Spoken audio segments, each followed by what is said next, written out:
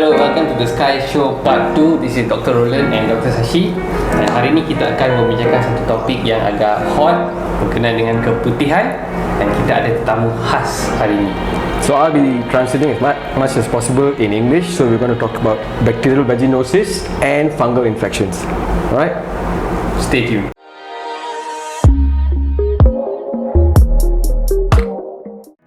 So hi everyone, Dr. Roland here daripada Sky Clinic and Dr. Sashi. Hari ini kita ada tetamu khas, tidak lain dan tidak bukan KKM. Hari ini kita bawakan KKM ke Sky Show episod 2 sebab I think KKM selalu membawa topik berkenaan masalah keputihan dari segi sudut perubatan tradisional, segi penggunaan jamu dan sebagainya. Dan hari ini kita nak discuss secara lebih lanjut dari segi penggunaan ubat-ubat tradisional, rawatan tradisional, dari segi implikasi dia dari segi kesihatan dan juga dari segi perubatan moden.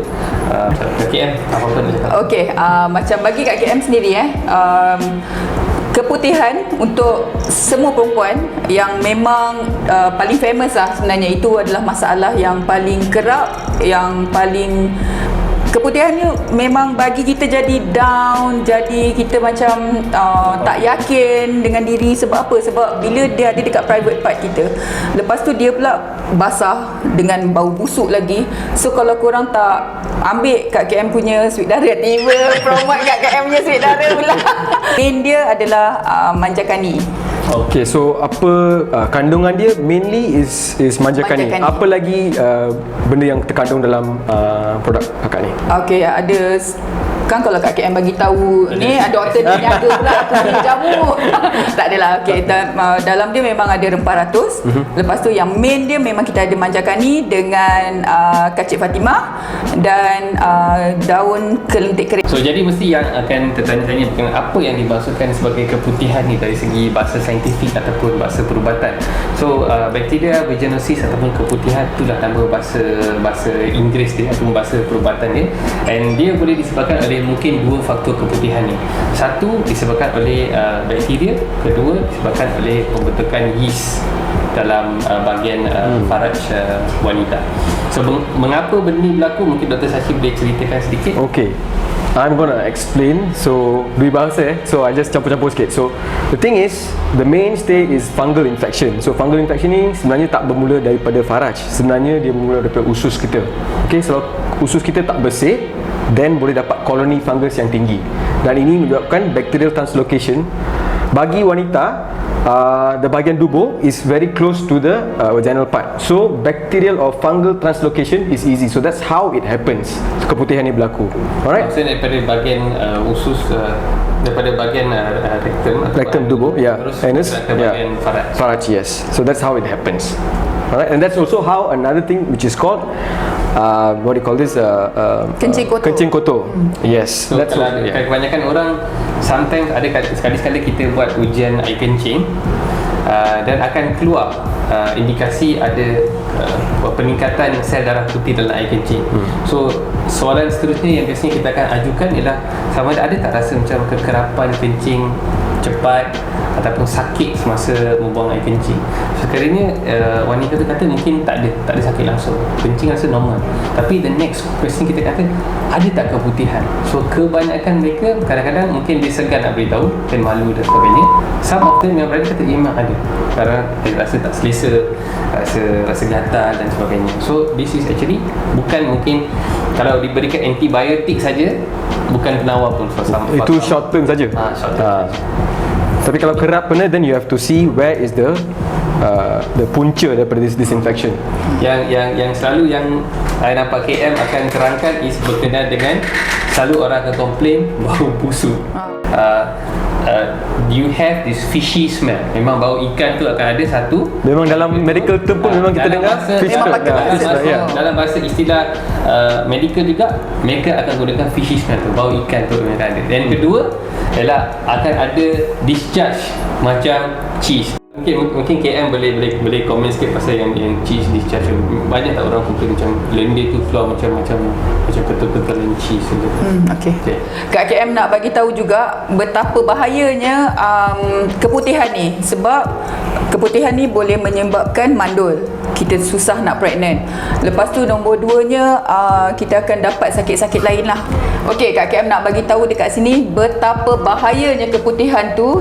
Korang jangan ingat benda tu normal. Normal lah. Ada orang cakap, Kak KM, normal lah keputihan. Semua perempuan mesti ada benda tu, macam barulah kita sihat. Siapa cakap kau keputihan tu sihat? Kau tahu tak, keputihan tu kalau dah banyak sangat, tahu tak, dia boleh menyebabkan apa? Kanser cervix.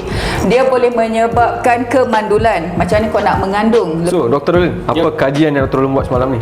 Satu malam ini tengah buat some research berkenaan dengan manjakani dan kegunaan dia. So actually terdapat banyak research dan kajian, terutama sekali kajian daripada universiti tempatan dan juga Asia Tenggara yang telah menunjukkan banyak kegunaan saintifik manjakani untuk membantu dari segi masalah keputihan, di mana ia boleh membantu untuk membunuh bakteria tersebut. Memang dari segi medical memang kita ada banyak jenis perubatan moden dari segi bentuk krim, dari segi pessary yang memang wujud di pasaran, tapi untuk individu yang mungkin dia nak try option natural option, ada tak option? Memang ada. Do you guys know what this is? This is called Quercus infectoria or manjakani. Last night. So I did a couple of reading. I buat beberapa bacaan berkenaan manjakani ni, because seperti yang you sedia maklum, kebanyakan doktor perubatan moden ni kita terlampau drug based. Kita jarang dapat belajar dari segi farmakope, perubatan tradisional ataupun jamu. Tapi kadang-kadang kita always fikir beribu tahun dahulu, apakah implikasi, apa orang guna macam tu, kenapa mereka gunakan ubatan tradisional. So I buat beberapa kajian sedikit, bukan terlampau lanjur lah. So inilah salah satu biji manjakani. Yang menarik sekali ni, sebelum dia jadi digunakan untuk perubatan sama ada jamu ataupun traditional medicine, dia buah ni kena sengat dengan tebuah dulu. And dia akan release satu acid, nama dia lah gallic acid dan also taric acid dalam ni. And this acid adalah the key ingredient. And the main key ingredient of acid ni, dia akan improve dari segi pengaliran darah. And then yang kedua, dia juga dapat membantu membunuh beberapa spesies bakteria. And antara bakteria yang boleh dibunuh adalah kebanyakan bakteria yang wujud dalam bahagian saluran kemaluan wanita, faraj, di mana bakteria vaginosis dan juga yeast dapat dinyahkan ataupun disingkirkan. So there's also a lot of scientific research by local universities backing this up, kan? Yeah, exactly. So I just got one publication, University Technology Malaysia Skudai. Kajian ni 2014, penggunaan seperti yang katakan tadi, dua asid, gallic acid dan tannic acid, yang memang provide sebagai antibacterial respon dia 94.55%. So it basically kills off whatever bad bacteria or not the normal flora in the vaginal region. So sekiranya ada orang ada mungkin penyakit yang sangat kronik, memang mungkin you perlu jumpa doktor dulu lah, at least dapatkan nasihat. Tapi kalau macam baru you dapat one or two spots, kalau you choose to guna traditional medicine, tak menjadi masalah. Pastikan you tahu mana you dapat the produk, pastikan produk tu you tahu selamat, pastikan you tahu orang yang jual kat you dia percaya dan sebagainya. Benda-benda ni sangat penting, because trusted seller tu sangat-sangat penting bagi kami lah. So terutamanya, and that person must believe in their product. Betul. Don't think. Yeah. Okay, then there's another lagi satu kajian yang I ambil daripada University of Songkhla, Thailand ni 2008, berkenaan penggunaan manjakani ataupun Quercus infectoria oliver yang digunakan untuk membunuh bakteria Streptococcus aureus. And ni lah jenis yang MRSA. So ni memang yang bakteria yang agak degil sangat. And then daripada data yang mereka tunjukkan, disebabkan oleh tannic acid ni, acid tannic dalam tu, dia boleh membunuh hampir 70% of that type of species of bacteria. So memang data memang dah ada, cuma Sama ada kita nak baca sebagai pengamal perubatan ataupun orang biasa, you boleh buat kajian. You ada Google search. Jangan asyik nak buat Facebook, Instagram, Betul. TikTok dan sebagainya. Tapi banyak benda-benda ilmiah ada online, you baca dulu. Sebelum you nak beli apa-apa pun, baca dulu. Tapi banyak orang tak nak baca, malas. So dengar doktor cakap sudah. Walaupun doktor cakap kena buat kajian sendiri. Exactly. Penting. Mungkin esok ada kajian baru. Mungkin kajian ni dah outdated. Betul? Okey Kak, sebagai seorang usahawan wanita membuat jamu macam ni dengan produk macam ni, apa cabaran yang Kak? Cabaran dia memang dahsyat. Sebab bila kita jual jamu ni, semua orang nak jual jamu. Bila kita punya laku, kita punya bagus, yang kat luar sana pun sibuk nak berniaga, dia ingat dia punya boleh pergi macam kat KM. Kat KM salah seorang yang founder yang jual dan makan. Okey. So itulah yang kita boleh tarik crowd kita, yang dia kena percaya kita dulu. Dia tengok kita. So macam kat KM sendiri pun, kita makan ni bukannya start daripada sweet dara pun. Kat KM daripada anak dara memang dah start makan. Kalau korang macam dah, bukan korang macam start period dah memang kena sebab apa, start period dah pandai dah keputihan nak datang, dah pandai nak datang senggugut. So itu paling penting. Lepas tu kalau macam kita yang dah dewasa, paling kena jaga waktu dalam pantang. Itu wajib. Perubatan moden ni asyik kutuk perubatan tradisional pula kutuk perubatan moden. You rasa ada tak rasa macam tu selalu? Ada je sebenarnya, benda tu memang normal tau. Memang dia sama tinggi tau, yang tradisional dengan doktor punya ubat kan. Tapi sebenarnya kalau kita rata-rata pun, kalau macam sakit apa-apa, kita akan sebut apa? Mesti tradisional dulu. Katakan macam, masuk angin lah, tak ada pula cakap pergi hospital ambil ubat ni. Tak ada. Kita akan cakap ambil air halia, dia akan keluar balik angin. So sama tak benda tu? Memang kita akan start dengan tradisional dulu. So apa yang KM kata tu memang betul.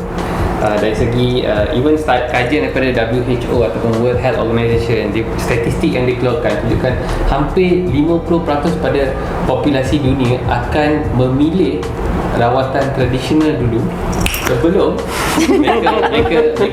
mereka memihak kepada rawatan perubatan moden. Tapi nak kata salah ke tak, I rasa kat sini mungkin saya nak Sashi and KM, kita setuju to agree that ada keperluan perubatan moden dan juga keperluan keperluan perubatan tradisional. Sebab masalah yang kita hadapi sekarang ni ada banyak disconnect. Maksudnya doktor-doktor perubatan moden macam kami, dia tak nak percaya, dia tak nak baca, and dia tak faham. And then sometimes dari segi rawatan tradisional pun kata, makan ubat moden ada banyak kesan sampingan. Memang ada kesan sampingan dari segi kedua-dua pun. Kalau ambil benda-benda berlebihan, ubat moden pun berlebihan ataupun ubat tradisional berlebihan, mesti ada kesan tetap sampingan. ada. Tapi I think dari segi teknologi yang kita ada, kajian yang kita ada, dari segi rawatan tradisional dan juga moden, dah banyak juga kajian-kajian yang telah dijalankan oleh kebanyakan universiti kat dunia, termasuk universiti-universiti tempatan,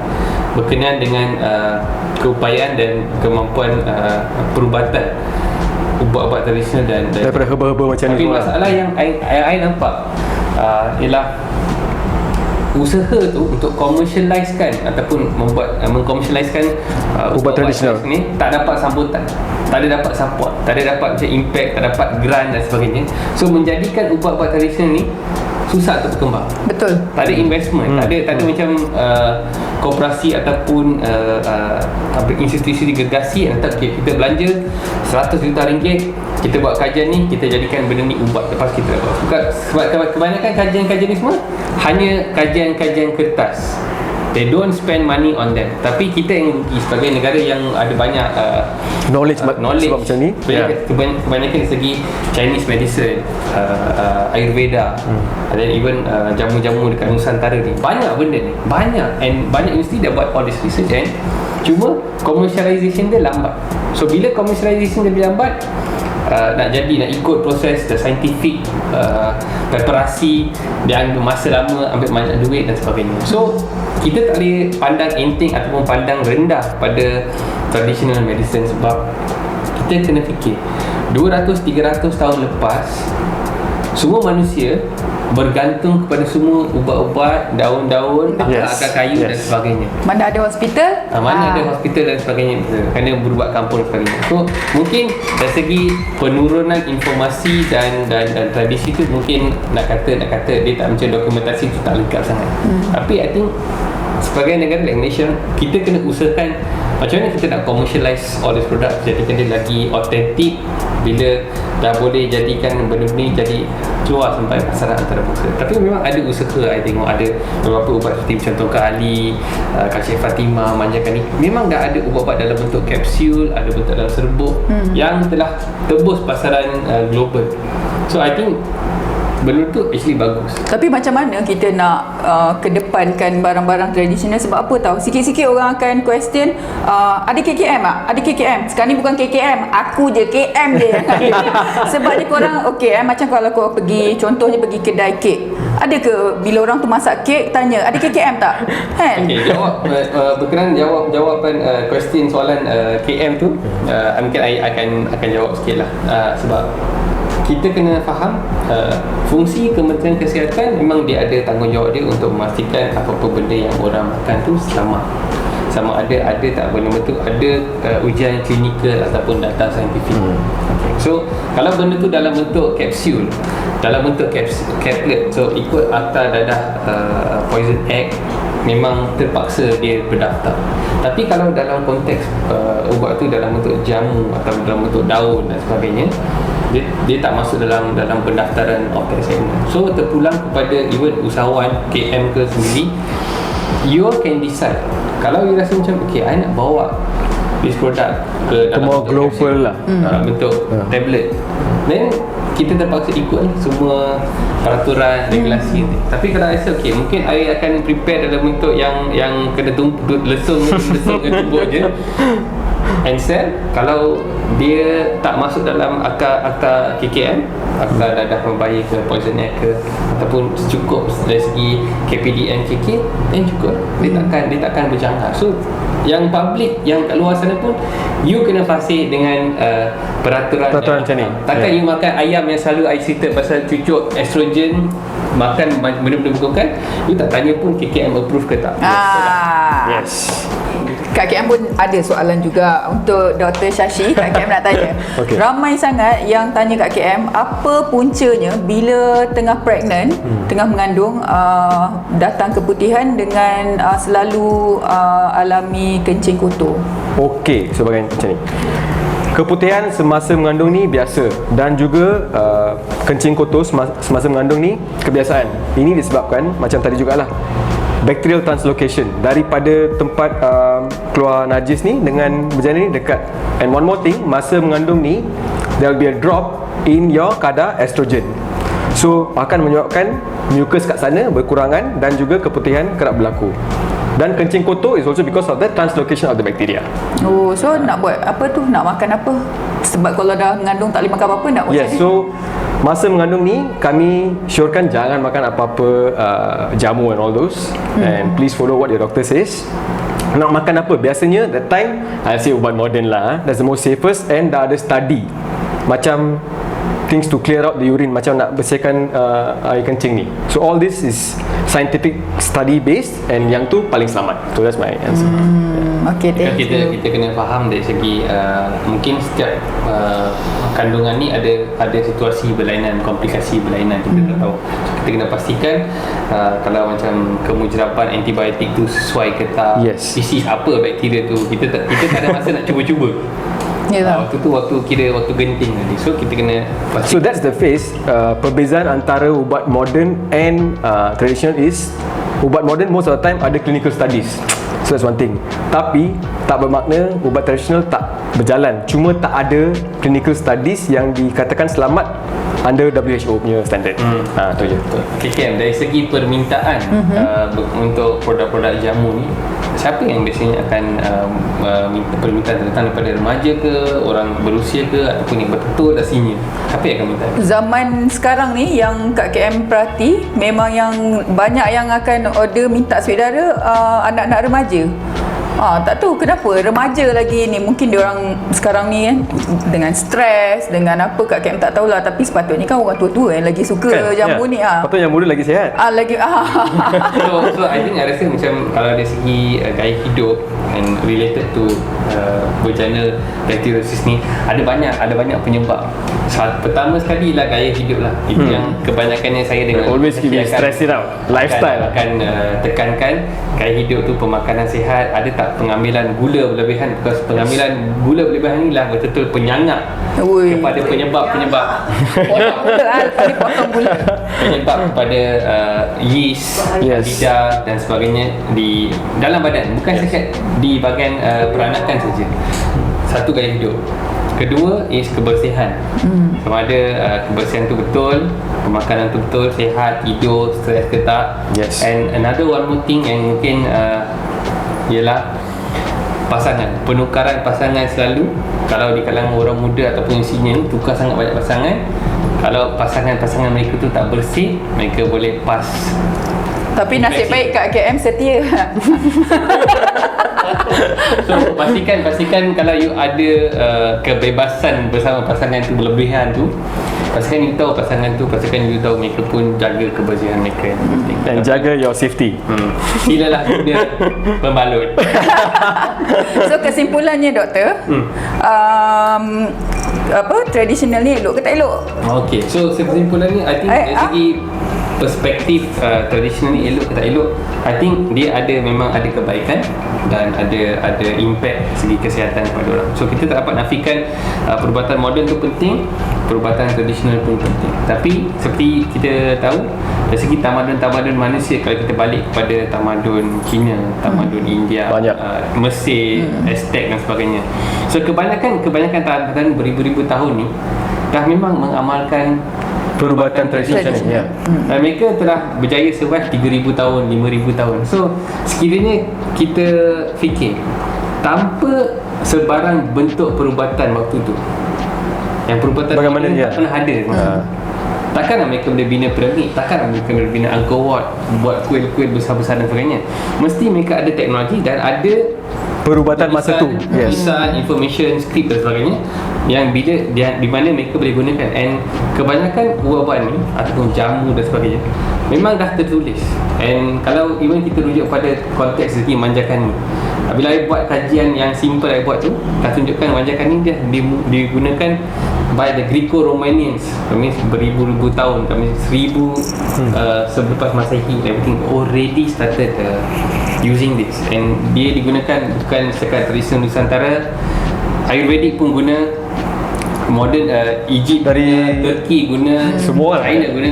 So ini berbawa maksud certain jamu ni memang telah diguna pakai oleh kebanyakan manusia beribu tahun. Cuma disebabkan pembangunan perubatan moden ni lepas Perang Dunia Kedua ni yang terlampau drastik, impact dia memang ada shift lah. Tapi kita tak lupakan the kepentingan ubat tradisional. Tapi yang saya rasa paling penting, I think Dr. Shashi and KM pun akan agree, is kajian.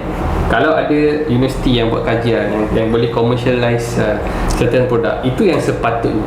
Bukan doktor dengan orang-orang pakar tradisional mereka berselisih, tak boleh guna, tak ada. Kita kena cari satu jalan tengah-tengah, 50-50. Betul. Where modern medicine and traditional medicine boleh complement each other. Itu yang seelok-elok. Yes, agree. Apa you rasa? Betul? Saya rasa memang betul pun. So lepas ni kita kerjasama.